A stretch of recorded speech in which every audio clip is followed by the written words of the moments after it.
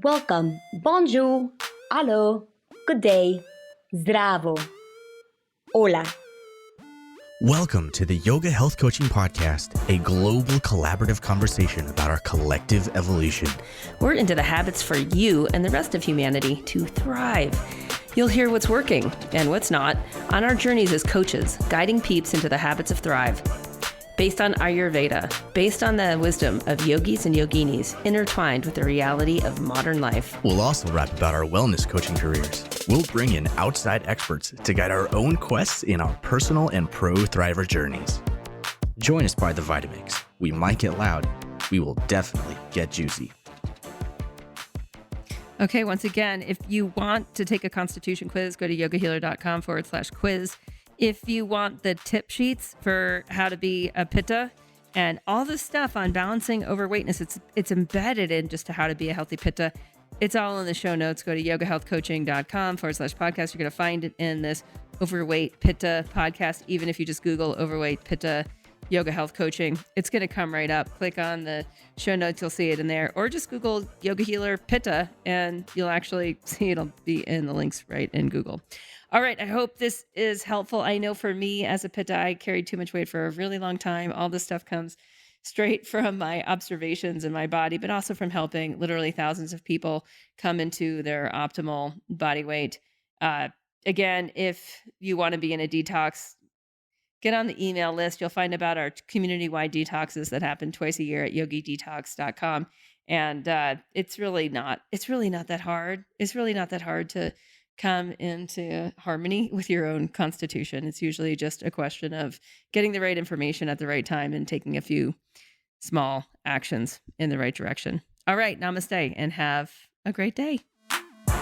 This lovely yoga health coaching episode is brought to you by Banyan Botanicals. I love their dosha quiz, which you can find at yogahealthcoaching.com/dosha, D-O-S-H-A. Banyan's dosha quiz will help you assess exactly what kind of body type you have. This is helpful for knowing who you are and knowing how to navigate the seasons of life and the seasons of the year. Go to yogahealthcoaching.com/dosha, D-O-S-H-A. Take a dosha test today.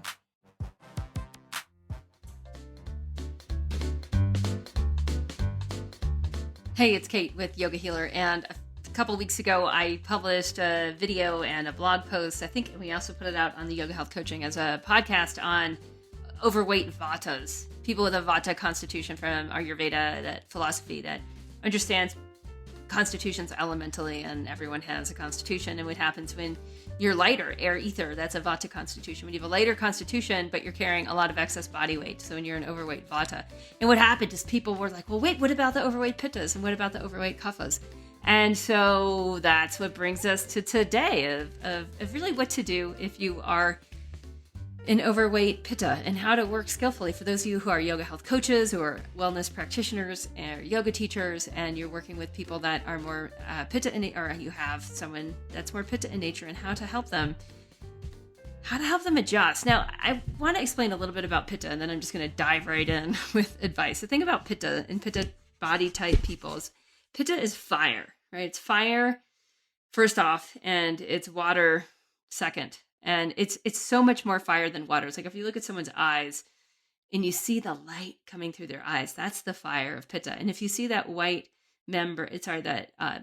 membrane that surrounds the eye, that is the water that surrounds the heat of fire in order to keep it biologically in balance in our physiology. So people that have more fire in their constitution than they do earth or air or ether, people that are naturally intense, right? If they're carrying too much weight, the reasons behind that have a lot to do with their fiery nature itself. So let's talk a little bit about the metaphysical component of being a fiery person. Pitta people are attracted to transformation. They're natural visionaries. They see how the world could be different, and they work to make the difference that they see come to light, come to fruition. So they tend to move full throttle towards putting a vision into action, which is awesome. On the physiological level, they tend to have really strong digestion, and they have a very strong appetite. They tend to be quick burners, high metabolizers. They often have quick elimination as well. They generally typical Pitta constitution will not have issues with elimination. Of course, there are exceptions to the rule. I'm actually one of those exceptions to the rule, so I get it. In general, Pitta types have a more mesomorphic muscle to bone structure. They, for instance, like a mesomorphic will not be like really bony on the outside. That's more of an ectomorph. And people that are pretty squishy when you give them a hug, that's more of an endomorph. So ectomorphs are more vata and endomorphs are more kapha. So pittas are right in the middle. They tend to be more lithe. They tend to have an easy time gaining weight and an easy time losing weight. They usually can do what they set their minds to do, and their minds tend to be sharp and focused, and they naturally have a hierarchy of decision making, which gives them an edge on making things happen. They can change their minds on a dime given new information. They're not changing their minds in a flighty way. They get more information and they're like, oh, there's a better way. That's what I'm doing now. It's a very typical Pitta type response. And out of balance, what happens in their mind is that creates a very critical, frustrated, self-reflected or outwardly reflected firestorm, right? And so when you have a blazing fire of sort of a judgmental, critical nature, you can burn up your relationships. Just ask me. I can tell you loads about that. So if we look at what's happening in a typical Pitta type prakruti, which means a Pitta type constitution, with excess body weight, to me, it's a pretty simple equation. The person is used to being able to digest a ton of food and just bam, transform it. The name of the game of Pitta is transformation. So their bodies are naturally, when these people are young, they're naturally like high metabolizers, right? They can naturally turn food into energy or food into waste or food into tissue very quickly. But the thing about the body in aging is that the body is becoming more and more efficient as it ages. That's the name of the game of dynamic aging is physiological efficiency. So the body needs less and less fuel to make the same amount of transformation happen over time. And that ratio, like that equation keeps going as life goes on. So a Pitta in their teen years can eat anything. I mean, really, like they can eat like 5 meals a day and not put on a pound. In their 20s, all of a sudden they start to notice like, oh, I can't eat quite as much, right? In their 30s, by then, they tend to have some extra flesh on them if they've kept up with the eating, right? In their 40s, 50s, 60s, 70s, as it keeps going, what's happening is the digestive fire is becoming actually less intense because the body needs less fuel. The body simply is becoming more and more and more efficient. But often what happens is that this is such an interesting component, what we call identity evolution in the Body Thrive course. And we work a lot with this. We also work with it on a career level with the yoga health coaches. Identity evolution is when you can actually morph your identity, right? So you can go from who you were, be like, yeah, that's who I was. When I was in my 20s, I could eat this and this and this and this and burn it. But now I'm in my 40s and all my body really needs is this and this. So while I used to be a big eater, I'm no longer a big eater. I actually am just an appropriate eater based on my body type. And that's a really big deal to actually just allow that to happen in modern society, because often Pittas are super stressed, right? They're high achievers. So they bite off often more than they can chew. And they're going after this and they're going after that and they're going after the other thing. And food becomes a way of pacifying their intensity, right? So they're naturally like very intense. They're naturally very like going for the goal. That's the definition of a Pitta mind type, is they're going to go for it. And they're going to literally bite off more than they can chew. And if they don't basically adjust for their changing digestion and their body's evolving efficiency by not biting off more than they can chew at mealtime, they basically are eating emotionally for their level of intensity.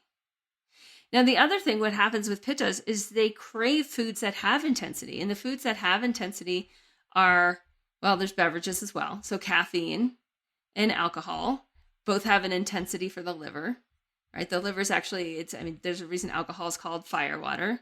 And caffeine has a natural like heat related toxin. If you If you sweat after you have like a shot or two of espresso, you know exactly what I mean by that. Pittas will often crave spicy foods, right? They'll like to add hot sauce to everything or a few pinches of cayenne. They'll often crave meat. And all of these foods are like the meat is like literally the blood. The heat component is in the blood tissue. It's called rakta dhatu, the heat component in the blood. And often a pitta will crave that. In fact, back in India, back in the day of the caste system, they would feed the warrior class a lot of animal meat and a lot of animal blood and a lot of animal blood organs like liver. And the reason was because it was thought to like increase the energies, increase the emotions, increase the intensities. So this is a big deal because if a pitta kind of gives into their nature in a way and eats the foods that aggravate their constitution, right? The spices, the meat, alcohol, caffeine, even chocolate is in there. What'll happen is they're going to keep adding fire to the fire. If they don't learn how to calm their mind, how to cool their mind with practices like yoga, meditation, quiet walking, journaling, reflections, gratitude practices, then their mind is going to increase in heat. And then they'll emotionally eat to basically, there's so much heat inside. They're feeding what they think is feeding their digestive fire. It's really not. They're feeding an emotional toxicity, a heat generated emotional toxicity within them. And what'll happen over time with this is like, yeah, they'll have excess body weight, right? But they'll also have a level of self-criticism, right? Which can lead to self hatred. That's kind of a strong word, but there it is. Liver weakness, ulcers, skin issues. All these are really typical. A lot of inflammation, right? Even inflammation in joint tissue for pittas is related to this lack of attuning to their own constitution. So, what is a pitta to do? Again, first of all, just realizing that you may have been able to eat a horse when you were in your teens or in your 20s, but your physiology is getting more and more efficient, and that is something to celebrate. To have that shift in identity evolution, going from someone that's like, hey, I used to be able to eat more food than anyone else at the table, right? Like that was me. I'm a big eater. To, wow, isn't it totally super groovy that I can thrive on less each year, that my body's increasing in efficiency? So that's number one. That's just called like reckoning day or coming to terms with your physiology, with your reality. And number two is attune to the mind. If you have a pitta type body and you also have a pitta type mind, you want to learn how to cool your mind, how to give a lot of space element or ether element to your mind. And that's like even little simple things like looking outside at the clouds or the sky or the trees and just letting your gaze rest and letting your thoughts pass, right? And so letting go of that sharp ekagrata or one-pointed focus, letting go of the focus. And then taking some time to just sit at the beginning of the day, at the end of the day. And for many pittas, it'll help to actually take a moment before they lift their fork to just diffuse, to simply settle down. So pitta is fire. It rises up.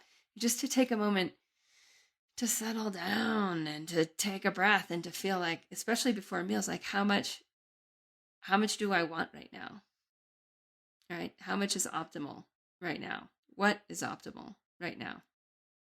So to add these little breaks of spaciousness in the meditation practice at the beginning of the day or the end of the day, to have that meditation practice be a very diffusive practice as opposed to a focused practice.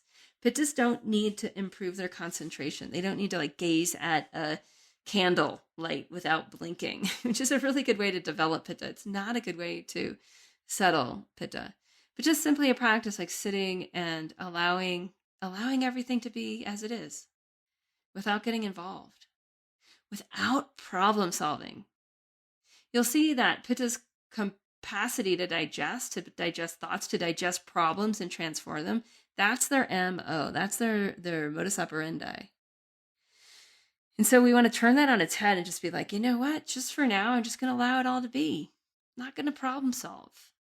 Very effective way to begin the day, very effective way to end the day. And all this does is it starts to diffuse the heat buildup in the entire system. And as that happens, you'll just notice like your cravings for the heat intensity will also diffuse.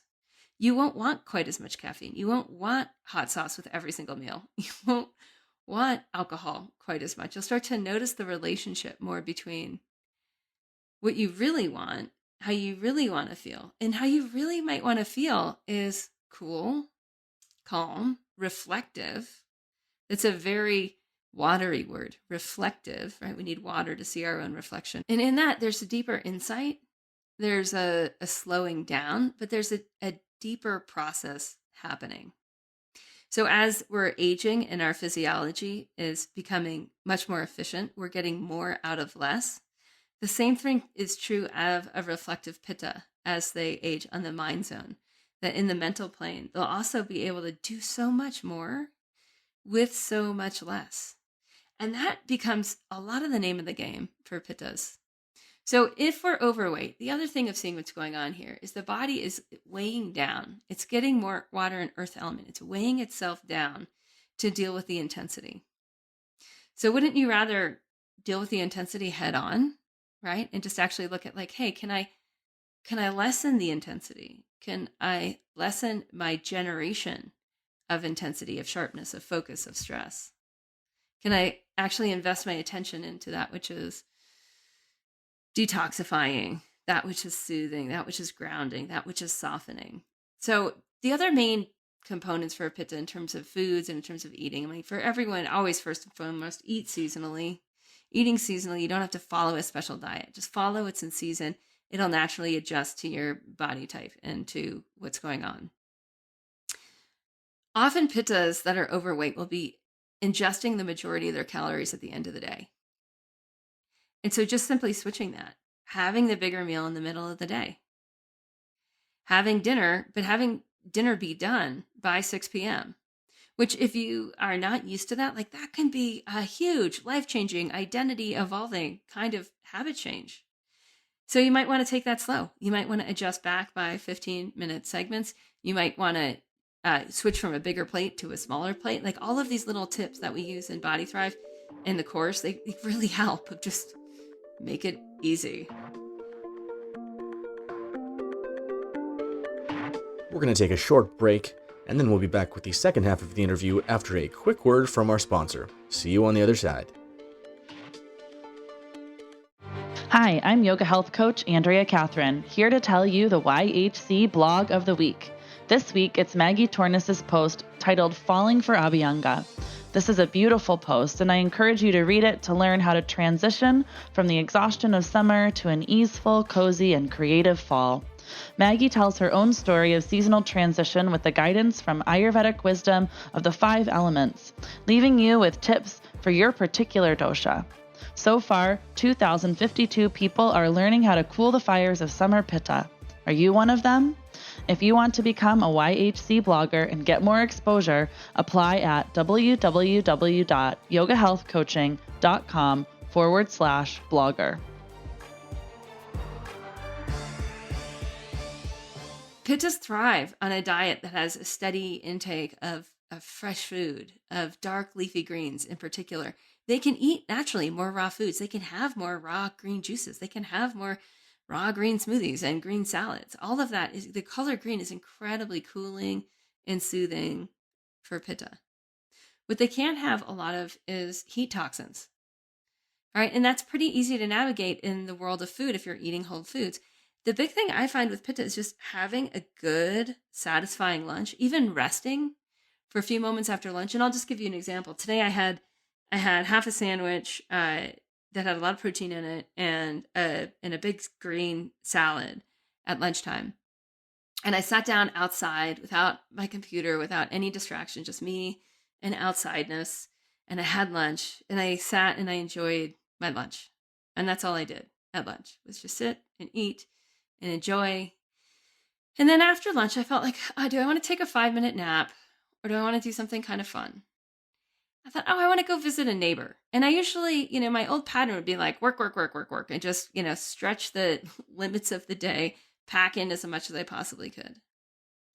thought, no, I'm going to go, I want to check in on my neighbors. So I walked next door now that I live in the neighborhood, and I checked in with my neighbors, with Miranda and Brooks. And it was so sweet. And it was so deeply fulfilling, right? And these words of like how relationships become deeply fulfilling, how just gazing at the clouds, enjoying the breeze on my skin, how that's deeply fulfilling, that starts to take the place of eating too much food for my body to digest. So I go, I chit chat with my neighbors for 15 minutes. I come back and I'm ready to work. I'm ready to put in the kind of focus and effort and attention in the afternoon. I'm completely fueled. I know my dinner will be a lighter meal. It'll be a salad-based meal. We're still in warm weather here. And that'll be that for food. It won't be this super big deal. A balanced Pitta becomes so much less attached to food. Their cravings detoxify. And if you haven't detoxed, then you really should. Like it's such a simple way to reset your metabolism twice a year in alignment with how your body wants to operate. Not how much food your mind wants your body to digest, but how much does your body actually want to be digesting in this phase of your life with whatever you've got going on. And we need that. We need to reset our cravings. Pittas in particular need to detox heat toxins regularly, whether those heat toxins are generated by food, by alcohol, or by stress. It's just a very simple way for a Pitta to become balanced on an annual cycle is simply by doing 2 detoxes a year. If you're a Pitta constitution and you're overweight and you're not detoxing twice a year, like open your calendar right now and just schedule in a week in either September and October or a week in March, April, or May and do a detox. If you need instruction on it, go to yogidetox.com. I offer live courses twice a year and you can always get into the replay of the course. But the point is to simply to do it and to build that into your identity evolution. Like, hey, I'm someone who optimizes my physiology, optimizes my mind, optimizes my projects, optimizes what I can get done in my life, right? Optimizes my experience here on planet Earth by simply doing a reset twice a year, checking in and optimizing my choices in alignment with what my physiology really wants, optimizing my habits. So I hope this has been helpful. Again, quick recap. Pittas need to smarten up by eating less as they get older. They need to identity evolve into what their physiology needs. They need to eat their biggest meal in the middle of the day. They need to be done eating dinner by 6 p.m., even though they used to be able to eat anything at any time of day. They need to eat green, a lot more green than the other constitutions. They need to detoxify their heat toxins twice a year. They often need to reduce alcohol, caffeine, dark chocolate, things that are aggravating to their physiology, hot sauce, hot spices. And that'll naturally happen. The more they attune their constitution, the more they do the twice a year seasonal detoxes. All right, that's what I have for you, overweight Pittas. It's so much easier than you think because, again, your constitution is not just easy to gain, it's also easy to lose weight.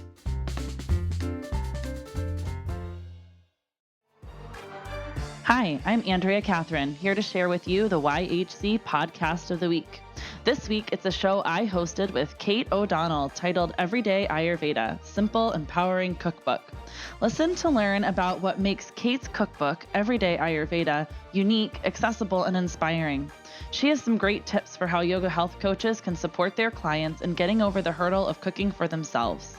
So far, it received 1,127 downloads. If you want to become a YHC podcaster and get more exposure, apply at www.yogahealthcoaching.com/podcaster. Bam!